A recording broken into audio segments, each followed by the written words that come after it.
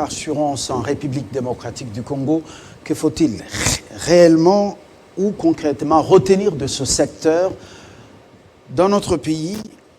Les réponses tout à l'heure avec l'invité, Joseph Wembankoy. Bienvenue. Bonjour, M. Fabien. Alors, vous n'êtes plus quelqu'un à présenter, expert dans le secteur des assurances. Nous allons commencer par le commencement. C'est quoi banque assurance? Merci, M. Fabien. Comme vous dites, je ne suis plus quelqu'un à présenter, effectivement. La banque à assurance, c'est une notion très importante dans le secteur des assurances. C'est-à-dire qu'il y a deux composants. Il y a la banque et l'assurance. La banque, c'est-à-dire qu'on peut définir la banque comme un établissement ou une institution financière de crédit où s'effectuent des activités bancaires. Dépôt, retrait, crédit. De l'autre côté, les assurances, on peut les définir comme une garantie. Donc, lorsqu'on a un sinistre, l'assureur vient réparer pendant que vous versez une prime. Donc, j'ai un contrat, je paie la prime, j'ai un sinistre et on répare. La notion de la banque assurance, c'est une notion très vaste, très évasée. Mais nous n'allons pas rentrer dans les détails parce que pour que les citoyens lambda comprennent c'est quoi la banque assurance. Alors, l'état des lieux, en quelques phrases, l'état des lieux du secteur au Congo-Kinshasa, avant Covid, après ou pendant ou après Covid, quelle est la situation dans le secteur?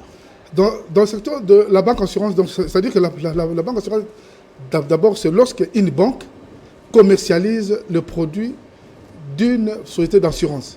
C'est là la banque assurance. Donc, je répète, une banque quelconque commercialise dans ses guichets les produits ou les polices d'assurance. C'est ça de la banque assurance. Mais concrètement, avant, pendant ou après la Covid, nous pouvons dire que la banque assurance n'a même pas encore commencé. RDC. Nous sommes encore dans une période d'échauffement parce qu'il y a des conditions. Il faut obtenir de la Banque centrale un certificat de non-objectivité qui vous permet, vous, de commercialiser, qui vous permet, vos banques, de commercialiser les produits ou les polices d'un opérateur d'assurance. Donc, pour répondre à votre question directement ou d'une façon directe, la banque d'assurance n'a même pas encore commencé concrètement en RDC. Alors, si ce secteur est opérationnel, effectivement, Congo-Kinshasa, quels seront ses avantages? Les avantages de la banque assurance. Les avantages sont nombreux. Monsieur Fabien, vous vous présentez dans un guichet de la banque. Vous allez pour retirer votre argent, par exemple. C'est ce que tout le monde fait. Mais le commercial qui est en face de vous vous présentera au même moment quelques produits d'assurance. L'assurance auto, l'assurance incendie, c'est ça l'avantage. Donc, d'une pierre, 15 coups, comme on peut dire. C'est ça l'avantage aussi. Et que ça va créer beaucoup d'emplois, comme je l'ai toujours dit. Donc là, on sort d'un secteur carré, de deux secteurs carrés qui sont assurance et banque. Et là, on les fusionne, banque et assurance. Donc, les assurances des biens et les assurances des personnes. Et là, vous pouvez contracter des polices d'assurance de biens et de personnes aussi. Assurance vie aussi. Mais que les individus, pas les corporates. Donc, une société ne peut pas venir, par exemple, Télé 50, qui nous offre tout le temps son plateau, n'ira pas devant ou à un guichet d'une banque pour solliciter un contrat d'assurance. Non. Donc, c'est réservé seulement aux individus. Pour l'instant, RDC, c'est ce que la loi ici prévoit. Est-ce qu'il y a des inconvénients de la banque assurance par prévenance pour les Congolais? Bon, il y a des inconvénients dans toute chose, hein, dans le sens où il y aura le client qui va suivre derrière, peut-être vous, sera impatient, ça prendra beaucoup de temps, et les commerciaux qui en face aura beaucoup de travail, et du travail bancaire et des assurances, ça pourra ralentir un peu le travail. C'est pourquoi nous conseillons à ce que ceux-là qui commercialiseront les produits d'assurance dans des guichets de banque doivent être formés. Et vous et moi, nous martelons tous les jours que les sociétés d'assurance doivent mettre du paquet pour former les commerciaux. Parce qu'il faut de bonnes personnes aux places comme celle-là. Mais ce que nous remarquons aujourd'hui, le budget côté vulgarisation, comme je le dis tout le temps, le budget côté formation, je ne sais pas, est encore un peu sous-estimé. Bon, je comprendrais que les associés souhaitent toujours tirer des dividendes. Mais ils doivent comprendre aussi que les 2 ou 3 premières années sont des années de sacrifice pour décoller. Bref, l'inconvénient que moi je vois directement, que comprendrait toute personne, est que les commerciaux qui commercialisent, excusez-moi la tautologie, ces produits d'assurance, au lieu de se concentrer à 100% sur les produits bancaires, il aura une autre tâche qui est les produits et les polices d'assurance. D'où, avec une bonne formation, avec des gens qu'il faut, qu'il faille à ces endroits-là, donc des professionnels, il n'y aura pas de problème. C'est pourquoi vous et moi tous, nous martelons tous les jours sur la vulgarisation. Vulgarisation de quoi concrètement? Vulgarisation de police d'assurance.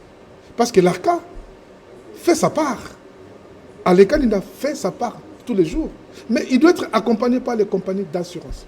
Je félicite, je ne citerai pas les noms, mais je suis obligé. Activa et CFA, qui sont là, qui ont mis du paquet pour former. Et cela, c'était un bon pas, un grand pas. Alors les courtiers à leur niveau, est-ce qu'ils sont obligés également d'accompagner l'ARCA dans ce travail de vulgarisation, dans cette campagne de vulgarisation? D'abord, j'aimerais définir c'est quoi un courtier. Un courtier, c'est l'intermédiaire entre vous assurez et la compagnie d'assurance. Le courtier, certes, il obtient l'agrément de l'ARCA, mais il n'est pas quotidiennement en relation directe avec l'ARCA. Il est en relation directe avec la compagnie d'assurance. En l'occurrence, c'est CFA, Activa. Donc, le courtier a son bureau et n'a rien à voir avec la banque d'assurance. Parce que la définition de la banque d'assurance, c'est d'abord une banque qui commercialise des produits ou des polices d'une société d'assurance. Est-ce que les banques actuelles opérationnelles au pays peuvent jouer le même rôle des banques d'assurance? Tout à fait. Ou il faut en créer d'autres? Tout à fait. Mais non, nous avons, je crois, une quinzaine de banques. Certes, il n'y a pas de banque congolaise à mon attendement, mais n'empêche, toutes ces banques-là peuvent vendre des produits des sociétés d'assurance parce que la loi ici le permet. Mais il faut remplir des conditions. Il faut que les gens qui commercialiseront ces produits aient été formés par l'ARCA. Ils doivent avoir un certain niveau, licence.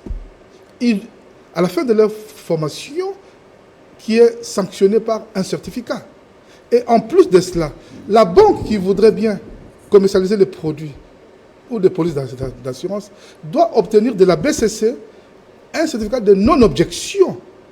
Et ce certificat de non-objection que la banque enverra à la société avec laquelle elle compte plutôt avec laquelle ils ont signé une convention dans ce domaine-là. Et, in fine, la société d'assurance prendra contact avec l'ARCA qui est la seule autorité à donner le go pour commercialiser. Présentement, il y a... Donc, à son niveau, le mécanisme se présente de cette manière. D'abord, les sociétés d'assurance prennent langue avec les banques. Le compromis est trouvé conformément au texte qui régissent ou à la loi en la matière. Tout à fait. Comment on appelle ça, le code Non, ça, c'est pas le code, ça, c'est l'arrêté ministériel. Ah, voilà, portant création de l'autorité des régulations de contrôle des assurances, Tout à ARCA, fait. justement. Tout à fait. Alors, le compromis est trouvé entre les banques et les sociétés d'assurance. L'État est informé par l'entremise de la Banque centrale, et puis le quitus est donné, donc les choses se mettent en marche. Tout à fait. Je suis content que M. Fabien devienne mon collègue des assurances parce que Non, la façon dont vous résumez vraiment, ça... Non, moi j'écoute, je vous Non, écoute, non, et vous j'essaie de résumez résumer pour les téléspectateurs. d'une façon magistrale. Et félicitations. Et effectivement, Merci. la procédure est celle-là. Ils prennent langue avec le banque ou vice-versa. Ils signent une convention entre les deux. Une convention gagnant-gagnant, win-win. Parce que lorsqu'il y a vente de ce produit-là, chacune d'elles se retrouve. L'ARCA aussi se retrouve. Voilà. Alors, que dire de ces sociétés, de ces banques sur place au pays qui ont créé des sociétés d'assurance? Oui, ce n'est pas interdit à ce qu'une banque crée une société d'assurance. Il suffit qu'elle obtienne et qu'elle réponde aux conditions qu'impose l'ARCA et qu'elle obtienne son agrément. Et ce sont des banques à féliciter. Parce que là, elle se jette à l'eau dans un secteur qui est presque méconnu ici. Quel risque? Elles sont félicitées, messieurs. On n'a pas des banques congolaises comme on en avait à l'époque. Nouvelle Banque de Kinshasa ou Banque de Kinshasa, Union des banques zaïroises ou des banques congolaises, ça n'existe plus. BIC ou BIC a déjà vendu aux Nigérians. Si j'ai des bonnes informations, mes sources sont crédibles. Et puis, je pense que la Banque du Peuple, ça n'existe plus, ça. La Banque du Peuple, ça n'existe plus. D'ailleurs, la Banque du Peuple, je crois que c'est la CENI qui est là-bas, non? Justement, Ah, voilà. les Congolais n'ont plus leur propre banque. Non, il n'y a pas. Alors, banque 100% aux capitaux congolais, je ne sais pas, à moins que sous réserve. Que gagneraient les Congolais justement dans le secteur de la banque assurance quand on sait que ceux qui sont là, c'est plus les étrangers, avec donc les Africains qui sont nombreux déjà ici dans ce secteur. Et dans le domaine des assurances, il n'y a pas d'engouement. Les Congolais ne créent plus ou ne sont pas là comme des grands propriétaires. On n'a que plus des étrangers. Alors, qu'est-ce que cela représente pour les Congolais qui sont en train de se battre pour juste créer une classe moyenne? Voilà.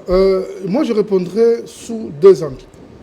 C'est-à-dire que vous, si je vous ai bien sûr, vous dites que la part de banques... On n'est pas dans les banques, ce sont des étrangers. On n'est pas dans les sociétés d'assurance. Voilà. Eh bien, nous, on est tout simplement des débrouillards. Non, non, nous ne sommes pas de... Tous les riches Congolais sont même combattus. On ne leur donne pas des marchés. Alors, que deviendrons-nous? Parce que les étrangers qui sont déjà dans les banques vont davantage également... ils sont en train de posséder le secteur des assurances. Voilà, moi, je ne jetterai pas de l'eau dans votre moulin lorsque vous dites que les Congolais sont de débrouillards. Non, moi, je n'habite pas dans la même maison que vous, dans ce terme-là. Effectivement, les banques et les assurances sont initiées par les non-Congolais. Mais quelque part, les Congolais se gagnent. Ils gagnent comment? Oui. Dans la création des emplois. Parce que toutes ces banques et assurances sont soumises sous la loi, le code des assurances, le code congolais. Et l'État se retrouve. C'est pourquoi je vous avais dit l'autre fois. Dans toutes ces banques étrangères, on trouve des sujets étrangers qui y travaillent. Il n'y a pas que les Congolais s'ils sont là, mais voilà, vous comprenez. Les sujets étrangers, on n'est pas contre que les étrangers viennent travailler chez nous parce qu'ils sont les bienvenus. Mais ils respectent, tous ces étrangers respectent les lois congolaise. Et ça à ce moment-là, lorsqu'on respecte les lois congolaises, on paie les impôts à temps, on paie les taxes et on engage des Congolais. C'est là où les Congolais se retrouvent. Mais de notre côté, effectivement, j'encourage la main-d'œuvre des milliardaires congolaises pour qu'à leur tour aussi, qu'ils se jettent à l'eau. Et je félicite certains de nos compatriotes qui ont obtenu les agréments pour être dans le domaine de courtage. Donc ça, mais nous, on ne va pas se limiter au domaine des courtages, justement, M. Wembankoy. Vous avez émis un vœu de voir, un souhait de voir les Congolais devenir des milliardaires. Mais on constate quand même que ce secteur des assurances est laissé pour les étrangers. Dites-moi, à part les courtages, est-ce que ça demande autant de conditions qui font que les Congolais n'étendent pas l'aventure? Bon, qu'est-ce que ça demande pour créer une société d'assurance? Il y a des conditions que l'ARCA pose. Vous répondez, vous remplissez ces conditions, c'est à ce moment-là que vous créez une banque. Mais moi, je reste optimiste, dans le sens où je vous donne rendez-vous dans 5 ans. Sur ce plateau, nous parlerons de sociétés à 100% d'assurance des nationaux. 5 ans. 5 ans. 5 ans. À dater d'aujourd'hui. Beaucoup des maisons, des messageries financières des étrangers sont devenues des banques chez nous. Je n'ose pas les citer. Tout le monde a vu comment ça a commencé. Une petite maison dans un coin avec la phonie. De la phonie, on est passé à une autre étape. Et puis voilà, aujourd'hui, ce sont des banques. Et les Congolais, vous pensez qu'ils ne peuvent pas s'aventurer dans ce domaine aussi, si. Même si on a perdu notre gloire de la belle époque? Bon, moi, je ne dirais pas qu'on a perdu totalement notre gloire de la très belle époque, parce que là, il y a eu des problèmes. Vous savez, nous sortons des situations presque chaotiques, de l'insécurité dans le pays. Heureusement que le gouvernement sortant et l'actuel se battent kahin pour rétablir la sécurité. Bon, les Congolais finiront par redorer le blason. Et je reste optimiste. Alors, pour revenir, on va terminer par ce domaine qui est encore vierge. La banque assurance. Qu'est-ce que le Congolais moyen, comme on dit, le Congolais lambda, peut retenir en résumé des banques assurances? Le domaine, ça n'a pas encore démarré. Les espoirs pour ceux qui vont s'aventurer. Et puis, avec l'avènement de nouvelles sociétés d'assurance, depuis que le secteur est libéralisé, quel espoir les Congolais peuvent justement garder ou avoir de ce secteur une fois lancé avec beaucoup d'engouement? L'espoir est ouvert. C'est-à-dire qu'une fois que ces secteurs seront lancés et que rentrera proprement dit dans le rouage et que ça fonctionnera comme l'exige l'autorité qui est l'ARCA ou l'État congolais, les Congolais verront qu'au lieu d'aller directement chez les assureurs, ils pourront devant un guichet d'une banque contracter une police d'assurance. L'avantage, c'est quoi? L'avantage est qu'il y aura moins de queue leu devant les sociétés d'assurance. Parce que les mêmes produits que vous voulez aller chercher de l'autre côté se trouvent dans une agence qui est derrière chez vous. Vous n'êtes pas obligé de venir en ville, chez CFA ou bien Activa. Non.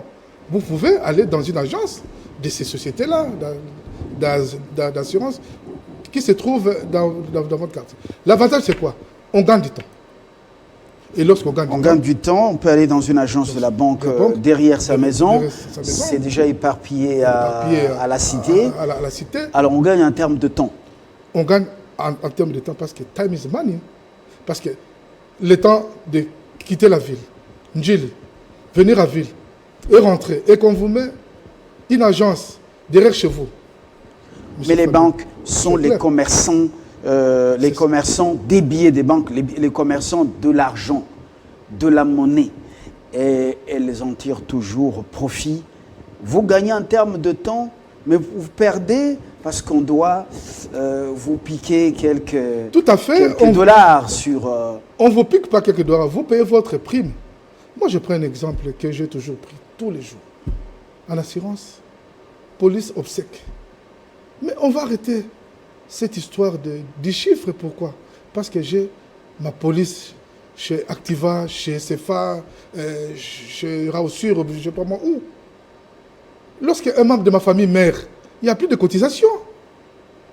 Mais c'est un grand gain. Et on ne cotise plus, monsieur, parce que l'assureur prend de la morgue jusqu'à l'enterrement. Vous ne donnez aucun franc.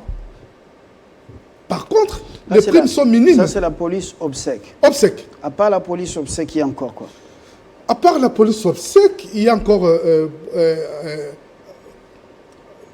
hospitalisation. Une fois que vous avez votre police auprès d'un assureur, vous êtes malade, mais vous ne sortez aucun franc, que ce soit le frais de consultation, que ce soit le frais de pharmacie, consulter un spécialiste, vous ne sortez aucun franc, à part le carburant que vous mettez dans votre véhicule pour arriver au lieu. Ce sont les entreprises, pour ceux qui travaillent, qui doivent prendre cet engagement avec les sociétés d'assurance, ou c'est l'individu lui-même? Ça dépend. On appelle dans le jargon des assureurs, en fait, que nous sommes, parce que nous avons cette expertise-là, on appelle ça assurance groupe. Donc, lorsque Télé 50, Jean-Marie Kakasamba, que je respecte beaucoup, que je salue en passant, dit, OK, à partir d'aujourd'hui, tout mon personnel, par rapport à l'hospitalisation, je vais chez tel assureur. Une fois que quelqu'un est malade, il va dans tel hôpital. Ça, c'est l'assurance groupe. De notre côté, individuellement, vous pouvez dire, OK, j'ai mon assurance groupe hospitalisation, mais je travaille chez Télé 50, mais dans mon assurance incendie ou auto, moi-même, je contracte ma police. Voilà. Assurance obsèque, assurance hospitalisation. On a cité que ces deux-là. Parce que si on doit les citer toutes, il n'y aura pas de journal, donc on va déborder. Vous l'avez dit vous-même, heureusement que vous comprenez que le temps est très jaloux. Écoutez, nous passons... voilà, nous nous sommes aventurés dans ce secteur qui n'a pas encore... Nous sommes même en avance. Oui, qui n'a pas encore vraiment enfoncé ses racines. Covid est passé par ici. Nous avons l'espoir que les pays émergents, on ne l'a pas encore atteint. Parce qu'un pays émergent, une nation développée, ça va appeler tout ça. Voilà. Pour quitter un peu la façon traditionnelle de voir les choses, de faire les choses. On ne peut pas avoir des soucis quand un membre de la famille est rappelé par l'Éternel, ou quand on a un souci sur la route avec tous ces chauffards, ainsi de suite. Parce que tout, il n'y a pas que les WEWA, il y a beaucoup de chauffards à bord des engins automoteurs. Sans permis de conduire. Privés, tout comme publics. Oui. Voilà. Il y en a qui achètent ces permis dans les conditions qui sont connues. Donc, et voilà.